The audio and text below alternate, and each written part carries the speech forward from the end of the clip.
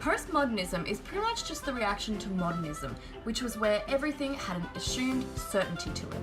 From the Industrial Revolution and the rise of capitalism, they were taught to dream big and to see the world as this absolute paradise based on science and technology where everyone will flourish. But by the time the mid-1980s rolled around, people started to get a little bit skeptical of the things that they'd been promised not really arising in front of them. Thus began the postmodernist movement, globalization quickly changing the world and access to information never being easier.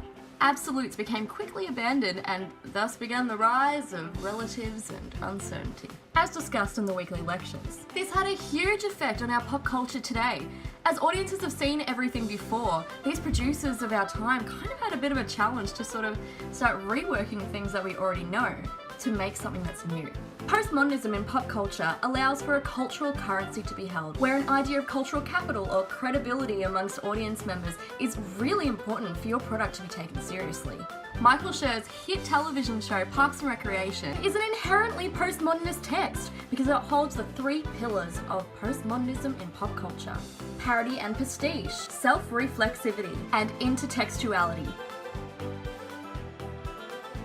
So Parks and Recreation was initially intended to be like a spin-off of the US version of The Office, which in itself is an adaptation of the UK Office. Parks and Rec by no means intends to parody or mock or make fun of the US or the UK Office, but rather it adopts a similar tone, especially within its first 2 seasons. It also has a really similar dynamic going on between characters. For example, Leslie Knope is incredibly similar to Michael Scott from The Office. Schur has worked out this archetype of the overly enthusiastic bureaucrat who has an excruciatingly boring job, but with no intent to mock either character, but rather what the characters represent. Parks and Rec's storytelling techniques is a form of parody of the genre of documentary. It contains multiple genres which blurs the lines between what is documentary and what is comedy, making mockumentaries. In a mockumentary, the creators permit their audiences to laugh at something, even though the stylistic choices of the storytelling is typically associated with documentaries, which are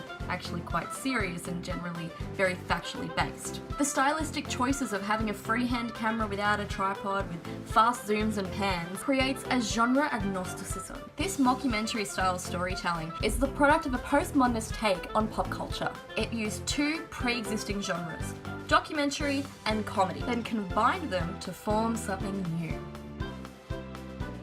Parks and Rec uses techniques involved in documentary styles of filmmaking, like having a talking head interview moment, where the viewers are able to have the characters directly explain what's going on and their thoughts and feelings towards it.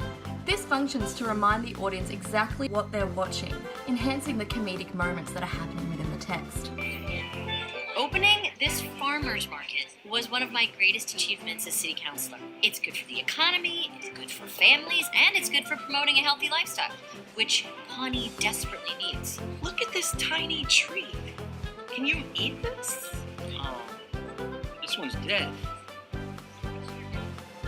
Postmodernism in pop culture involves keeping the audience aware of what is happening both inside and outside of the world of the text. Reminding us audience members that it's a construction, it's a fictional narrative that we're sitting down and watching, that exists purely for entertainment purposes and therefore should always be questioned. Hi, can I help you? I'm Kelly Larson. I read online about your time capsule and I'm here to make a suggestion. Oh, I'm sorry, we're not taking suggestions. Twilight books. It's a beautifully told saga of vampires, werewolves, and romance. You are the person that's been emailing me about Twilight. I thought you would be younger.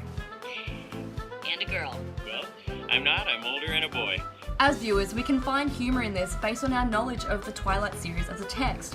We know that the Twilight saga has a target demographic of predominantly young, teenage girls. Through this reference to the Twilight series, our knowledge of the text makes this moment comedic and requires little explanation. In postmodernist theory, this use of an external textual reference is the result of everything already having been done before. So because of this, creators use pre-existing works as a base for a joke because there are so few new jokes left to be made.